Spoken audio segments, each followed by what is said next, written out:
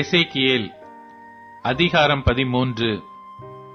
கர்த்தருடைய வார்த்தை எனக்கு உண்டாகி அவர், மனுபுத்திரனே, தீர்க்க தரிசனம் சொல்லுகிற இஸ்ரவேலின் தீர்க்க தரிசிகளுக்கு விரோதமாக நீ தீர்க்க தரிசனம் உரைத்து தங்கள் இருதயத்தில் இருக்கிறதையே எடுத்து தீர்க்க தரிசனம் சொல்லுகிறவர்களோடே நீ சொல்ல வேண்டியது என்னவென்றால், கர்த்தருடைய வார்த்தையை கேளுங்கள். கர்த்தராகிய ஆண்டவர் உரைக்கிறதாவது, தாங்கள் ஒன்றும் தரிசியாதிருந்தும் தங்களுடைய ஆவியின் ஏவுதலை பின்பற்றுகிற மதிகெட்ட தீர்க்க தரிசிகளுக்கு ஐயோ! இஸ்ரவேலே, உன் தீர்க்க தரிசிகள் வனாந்தரங்களிலுள்ள நரிகளுக்கு ஒப்பாயிருக்கிறார்கள். நீங்கள் கர்த்தருடைய நாளிலே யுத்தத்தில் நிலைநிற்கும்படிக்கு திறப்புகளில் ஏறினதும் இல்லை, இஸ்ரவேல் வம்சத்தாருக்காக சுவரை அடைத்ததும் இல்லை. கர்த்தர் தங்களை அனுப்பாதிருந்தும் கர்த்தர் உரைத்தார் என்று சொல்லி அவர்கள் அபத்தத்தையும் பொய்க்குறியையும் தரிசித்து காரியத்தை நிர்வாகம் பண்ணலாம் என்று நம்பிக்கையாயிருக்கிறார்கள்.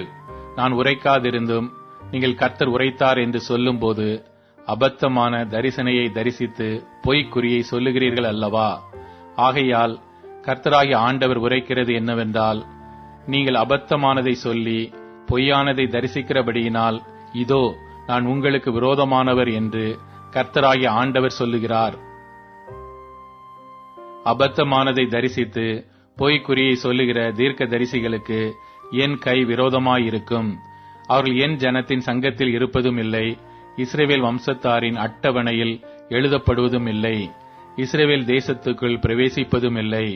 அப்பொழுது நான் கர்த்தராகிய ஆண்டவர் என்று அறிந்து கொள்வீர்கள். சமாதானம் இல்லாதிருந்தும் சமாதானம் என்று சொல்லி அவர்கள் என் ஜனத்தை மோசம் போக்குகிறார்கள். ஒருவன் மண் சுவரை வைக்கிறான், இதோ மற்றவர்கள் சாரமில்லாத சாந்தை அதற்கு பூசுகிறார்கள். சாரமில்லாத சாந்தை பூசுகிறவர்களை நோக்கி, அது இடிந்து விழுமென்று சொல். வெள்ளமாக பெருகுகிற மழை பெய்யும். மகா கல் மழையே, நீ சொரிவாய். கொடிய புசல் காற்றும் அதை பிளக்கும். இதோ சுவர் விழும்போது நீங்கள் பூசின பூச்சி எங்கே என்று சொல்வார்கள் அல்லவா? ஆகையால் என் உக்கிரத்திலே கொடிய புசல் காற்றை எழும்பி அடிக்க பண்ணுவேன்.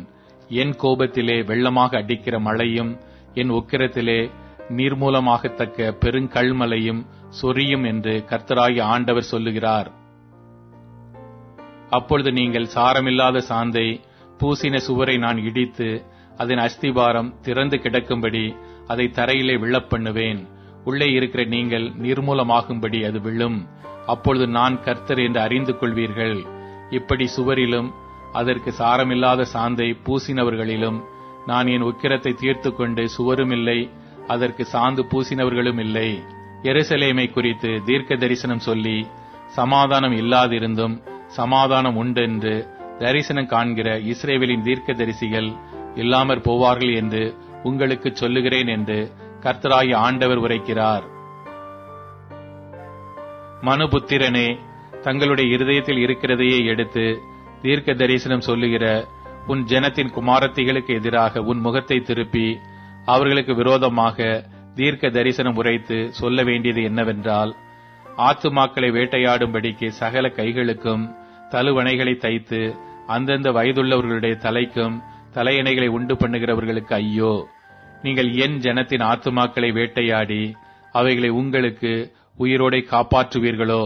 சாகத்தகாத ஆத்துமாக்களை கொல்வதற்கும் உயிரோடு இருக்கத்தகாத ஆத்துமாக்களை உயிரோடை காப்பாற்றுவதற்குமாக நீங்கள் பொய்க்கு செவி கொடுக்கிற என் ஜனத்துக்கு பொய் சொல்லுகிறதினாலே சில சிறங்கை வார்கோதுமைக்காகவும் அப்பத்துண்டுகளுக்காகவும் என்னை என் ஜனத்துக்குள்ளே பரிசுத்த குலைச்சல் ஆக்குவீர்களோ என்று கர்த்தராகிய ஆண்டவர் உரைக்கிறார்.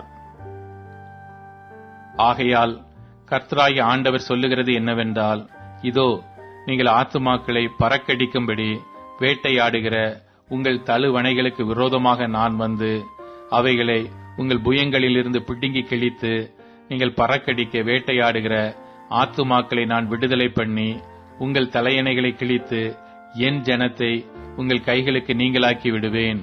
அவர்கள் இனி வேட்டையாடப்படும்படி உங்கள் கைகளில் இரார்கள். அப்பொழுது நான் கர்த்தர் என்று அறிந்து கொள்வீர்கள்.